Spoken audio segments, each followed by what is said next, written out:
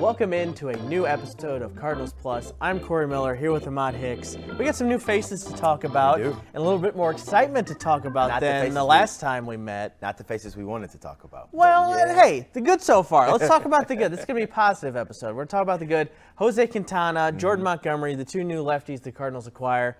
Early returns look pretty good. Quintana was having a really good year for the Pirates of all teams before he came here.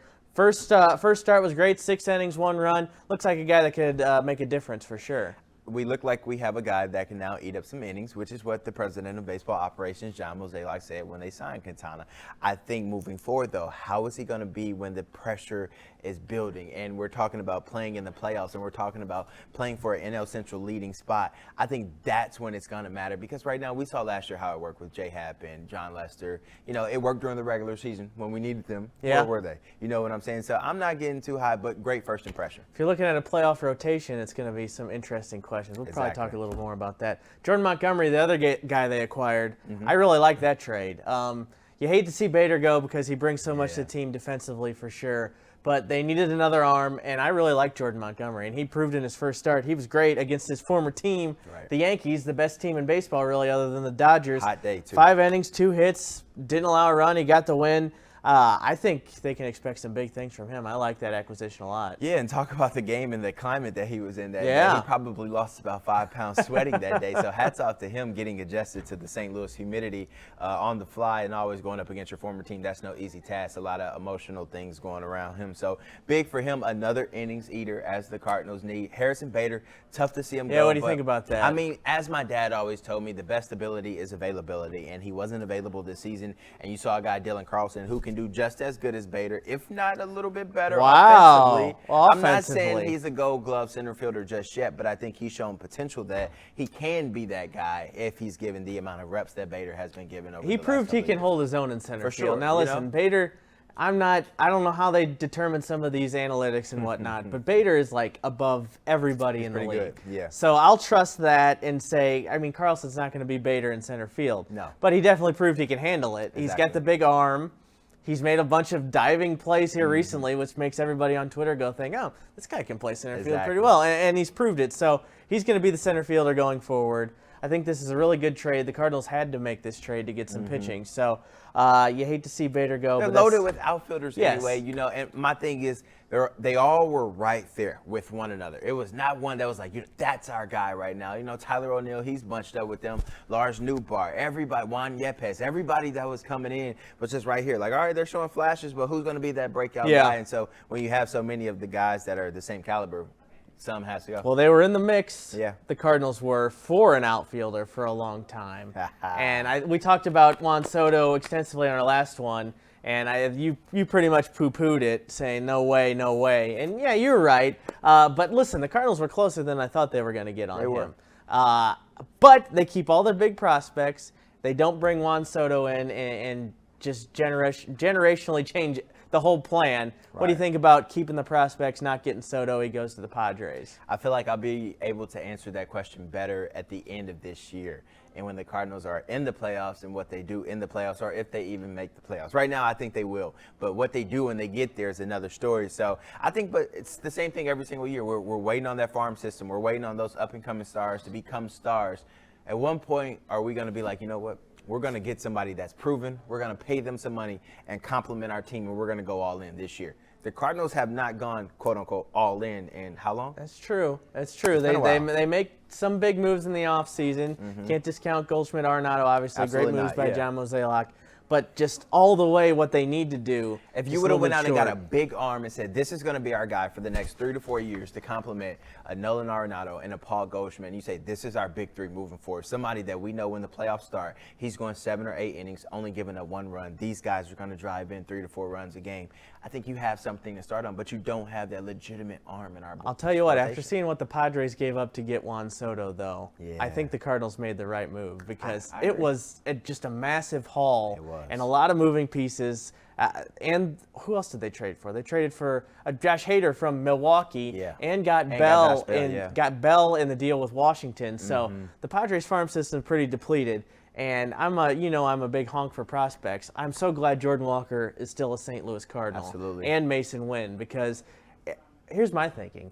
If you don't trade those two guys for Juan Soto, you should never trade them. Exactly. They should come up and be Cardinals and see what they got. Because if you can get Juan Soto, okay, but that's about it. Otherwise, you're going to let these guys play out. So I am glad they kept some of those top prospects. Right. I think we're all glad we kept those top prospects because now we have something to live on. The hype is there surrounding those guys. So we say, in 3 to 4 years, but if the Padres win this year with Soto and those guys, you're thinking about we'll be asking ourselves, like, man, will we be celebrating that if we had Thinking about it. All right, let's move on. We said this was going to be a positive one. Let's let's talk about Goldie and Arenado. Paul Goldschmidt, still the NL MVP leading candidate, setting the world on fire, but he's got a teammate that's coming up fast. Nolan Arenado has been on a tear, just won his second Player of the Week award. He's just mashing right now. There's a chance he could take MVP votes away from Paul Goldschmidt. He's playing that well. He's locked in right now, which is what you love to see. And he said it the other day. I didn't come here to play in the wild card games. I came here to win, conference championships and to compete for World Series. And I think, the Cardinals are kind of realizing that they're getting to the second half of the season where they're like, every win is starting to count now, and we can't wait until the final month of September where we say, hey, we're going to turn it on, try and catch up, on the Brewers 6 games. We have to get in the lead, in the Central Division, and you have to win now. I think they're doing that, which is going to make for some interesting baseball. We're going to have a fun couple months here. Goldie and Arenado, actually Arenado and Goldschmidt, respectively, 3 and 4 in the overall wins above replacement. And all of baseball behind Aaron Judge and Shohei Ohtani, which is pretty wild. That's crazy. Last time teammates finished first and second in an MVP vote was in 2000. Barry Bonds, Jeff Kent won in San Francisco. Barry Bonds finished second. So it's been a long time. Right. The Cardinals, I think, could have a really strong chance to do that this year. The last time the Cardinals did that was 67 when Orlando Cepeda won, and who finished second? Tim McCarver finished second in 1967. So it's been a long time. If they don't go far in the postseason, past the wild card round, past the divisional round, Doesn't matter. Year a waste for Goldschmidt and Arenado? It's going to be really a huge bummer because you have just those awards mean nothing if you have no hardware. You have career years from both those guys, Right. and if you come up, I'd say right now anything short of you got to at least reach the NLCS. At very least, reach the NLCS. That was going to be my next question. At what point are we going to hold the Cardinals front office accountable and say the NLDS and the wild card is not good enough? They got to get into the NLCS. Not good this enough. Year, for sure. Okay.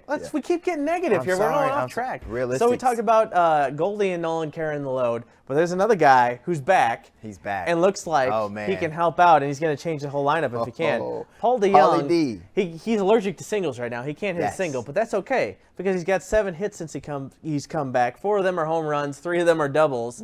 If Paul DeJong is slugging like that in this lineup, the whole thing's different. Especially if you can get Tyler O'Neill to come That's back, the guy, Tommy Edman to get on base, and all these other guys to just complement each other. I think this team can be really, really, really, really dangerous if Paul DeJong is swinging the bat with what we saw, from the past couple of years when he's a 30 home run guy. So that's what we expect from him. And to plug him in the bottom half of that lineup as well, oh man.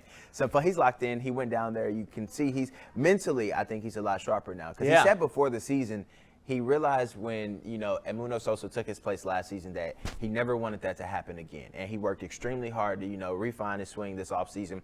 And I think when he got sent down, he's like, all right, that's that reality check. Like, look, if I don't lock in and get it together this may be the beginning of the end. So I think now he's just like hungrier when he's at the plate and he's focused and he's taking less, and taking more, from, the pitchers. And it's showing, man. It looks good right now. They're going to have some interesting decisions when it comes to the lineup because you got to put Paul DeJong in there at shortstop. Right. Tommy Edman, I guess you move him back to second base. You hit Nolan Gorman at DH. Does Albert get less playing time when Juan Yepes comes back? What do you do with him? Brendan Donovan feels like you don't hear about him anymore.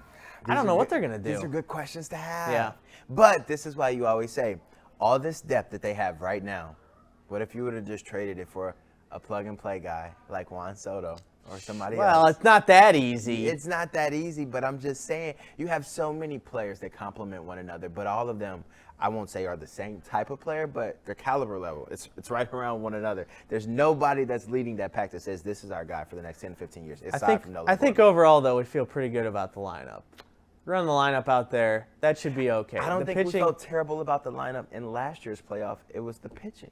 Well, that's what we're going to get back to here. They made the moves. They got the 2 lefties that should help them out. What do you think they're going to get from Jack Flaherty? He's on a rehab assignment in Memphis. He's just had a terrible year, dominated by injuries, and it's just not gone well. And I hope people aren't getting too hyped up. I think we should have a really low bar for what we're expecting from Jack Flaherty, and then take whatever we can get. Maybe he's that swing guy in the middle of a game. You bring him in like the 4th inning or something, and he goes 2 and shuts him down. He's not doing that. He's not doing that. Mentally, he has to start. He's not coming in the 4th or 5th inning and going to pitch you 3-4 innings. He's not that type of guy. Who's getting the boot then? Somebody's got to get kicked out of the rotation. Somebody has to get the boot, but I do not think it's Flaherty. I think just from his don't think mentality and the type of guy that he is, I think that's a guy that has to be a starter.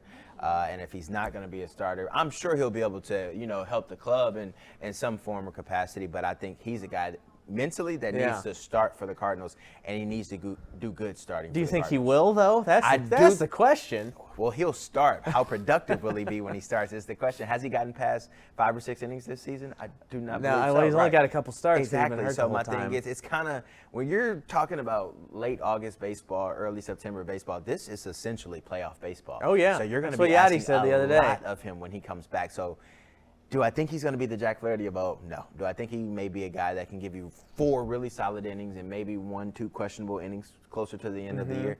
There's a chance. I think he can do that. I don't think he'll be the Jack Flaherty of old, though.